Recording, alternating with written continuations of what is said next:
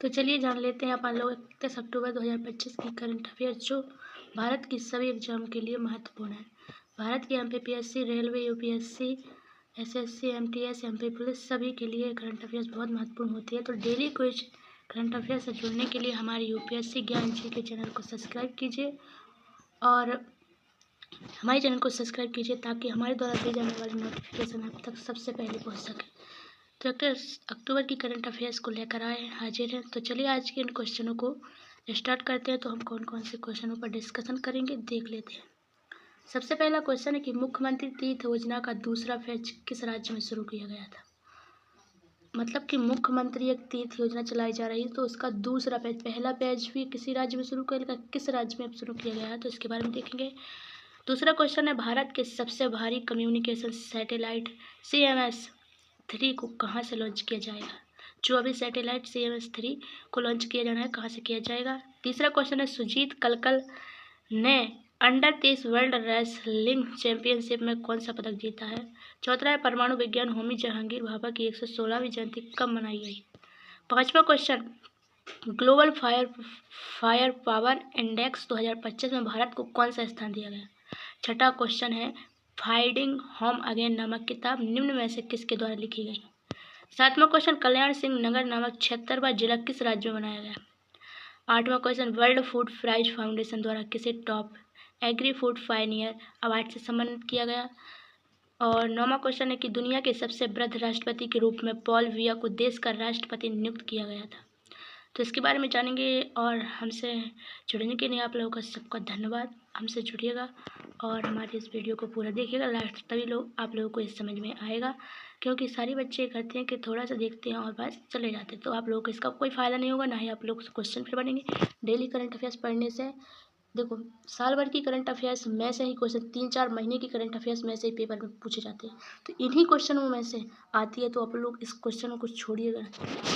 Cabinet द्वारा 8वें वेतन आयोग का अध्यक्ष किसे नियुक्त किया गया। 11 माह की हाल ही में किसी क्रिकेट में सेवाओं के नाइट हुड से सम्मानित किया गया। 12वां क्वेश्चन पद्म भूषण से सम्मानित एक नाथ संवत्सर चटनीस का 100 वर्ष की आयु निधन हो गया, अभी कौन थे। और 13 क्वेश्चन है कि देखभाल और सहायता का अंतर्राष्ट्रीय दिवस निम्न में से किस दिन मनाया जाता है। तो देखिए हम चलते हैं 31 अक्टूबर की करंट अफेयर्स की ओर जो बहुत मोस्ट है UPSC, MPPSC, railway, MP police, UP police, Delhi police constable सभी परीक्षाओं के लिए। तो चलिए जान लेते हैं आज के इस क्वेश्चनों को और समझ लेते हैं। देखिए तो सबसे पहला क्वेश्चन कहता है कि निम्न में से सबसे पहला क्वेश्चन है निम्न में से किस दिन देखभाल और सहायता का अंतर्राष्ट्रीय दिवस मनाया जाता है। A 31 October, B 30 October, C 29 October, D 28 अक्टूबर। तो आपका इसका बिल्कुल करेक्ट आंसर हो जाएगा ऑप्शन C, यानी कि आपका ऑप्शन C करेक्ट आंसर हो जाएगा। 29 अक्टूबर को देखभाल और सहायता का अंतर्राष्ट्रीय दिवस मनाया जाता है। अगर आप लोगों को PDF चाहिए तो हमारे इस व्हाट्सएप नंबर पर मैसेज कीजिए, हम आपको ग्रुप में ज्वाइन कर लेंगे। तो जिस चीज़ को PDF और अन्य सभी चीज़ों का फ़ायदा लेना, हम डेली वहाँ पर क्यूज प्रैक्टिस करवाते हैं। डेली क्यूज PDF जो कुछ भी हो सभी अगर इस व्हाट्सएप चैनल पर मैसेज करिएगा हम आप लोगों को उसमें जोड़ लेंगे। अगला क्वेश्चन दूसरा है कि पद्म भूषण से सम्मानित एकनाथ वसंत चटनीस कौन थे जिनका 100 वर्ष की आयु में निधन हुआ है अभी। तो इसका सही हो जाएगा उत्तर ए तो शास्त्रीय नरकट और B एथलीस्ट, C पुरातत्वविद, D अंतरिक्ष वैज्ञानिक। तो कौन थे, तो इसका सही जवाब हो जाएगा ऑप्शन D अंतरिक्ष वैज्ञानिक थे। कौन, मतलब जिनका 100 वर्ष की अभी आयु में निधन हुआ है। तीसरा क्वेश्चन है जेम एंडरसन किस खेल से संबंधित है जिन्हें हाल ही में नाइट हुड से सम्मानित किया गया। तो A football, B tennis, C cricket और D हॉकी। तो इसका सही जवाब हो जाएगा ऑप्शन C क्रिकेट से संबंधित थे। जेम्स एंडरसन किस खेल से संबंधित, तो क्रिकेट से। अगला क्वेश्चन है चौथा कि निम्न में से किसे कैबिनेट द्वारा 8वें वित्त आयोग का अध्यक्ष नियुक्त किया गया है। 8वें वित्त आयोग, तो आपके ऑप्शन है संजीव खन्ना, रंजना प्रकाश देसाई और दीपक मिश्रा और DY चंद्रचूड़। तो आपका ऑप्शन भी बिल्कुल सही आंसर हो जाएगा कि रंजना प्रकाश देसाई को 8वां वित्त आयोग का अध्यक्ष नियुक्त किया गया है। पांचवा क्वेश्चन है कि पॉल बिया निम्न में से किस देश के राष्ट्रपति के रूप में दुनिया के सबसे बुजुर्ग राष्ट्रपति बन गए हैं। तो कौन सा देश है, कैमरून, बुर्किना फासो, बुरुंडी, चाड। तो कैमरून आपका ऑप्शन है बिल्कुल करेक्ट आंसर हो जाएगा। छठवां क्वेश्चन है कि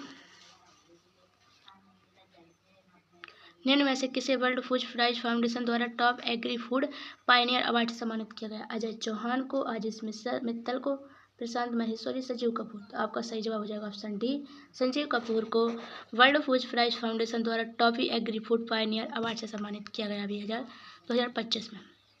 7वां क्वेश्चन है कि निम्न में से किस राज्य में कल्याण सिंह नामक 76वां जिला बनाया गया है? तो आपका सही जवाब क्या होगा? ऑप्शन ए है बिहार, बी तमिलनाडु, सी उत्तर प्रदेश, डी पश्चिम बंगाल। आपका ऑप्शन सी करेक्ट हो जाएगा। उत्तर प्रदेश में है जो 76वां जिला कल्याण सिंह नगर नाम से बनाया गया है। तो आप इसको बिल्कुल स्टार लगाकर याद लगे, क्योंकि ये क्वेश्चन तो आपको पेपर में रखा पड़ेगा, क्योंकि ये बिल्कुल अभी बनाया गया कल्याण सिंह नगर, उत्तर प्रदेश का 76वां जिला कल्याण सिंह नगर, इसका याद रखना। 8वां क्वेश्चन है निम्न में से किसके द्वारा फाइंडिंग होम अगेन नामक किताब लिखी गई? ऑप्शन ए अनुभव अरोड़ा, ऋषि शर्मा, ऋचा शर्मा, निधि त्रिपाठी और विजय मिश्रा। तो आपका सही ऑप्शन बी हो जाएगा। ऋचा शर्मा ने हाल ही में फाइंडिंग होम अगेन नामक किताब लिखी। अगला क्वेश्चन है 9वां, भारत को हाल ही में जारी की गई ग्लोबल फायर पावर इंडेक्स 2025 में कौन सा स्थान दिया गया? ऑप्शन ए चौथा, ऑप्शन बी तीसरा, ऑप्शन सी दूसरा, ऑप्शन डी पहला। तो आपका ऑप्शन ए करेक्ट हो जाएगा। चौथा स्थान मिला है हाल ही में ग्लोबल फायर वाइड इंडेक्स में। 10वां क्वेश्चन है कि निम्न में से किस दिन परमाणु विज्ञानी होमी जहांगीर भाभा की 116वीं जयंती मनाई गई थी? तो किस दिन मनाई गई थी?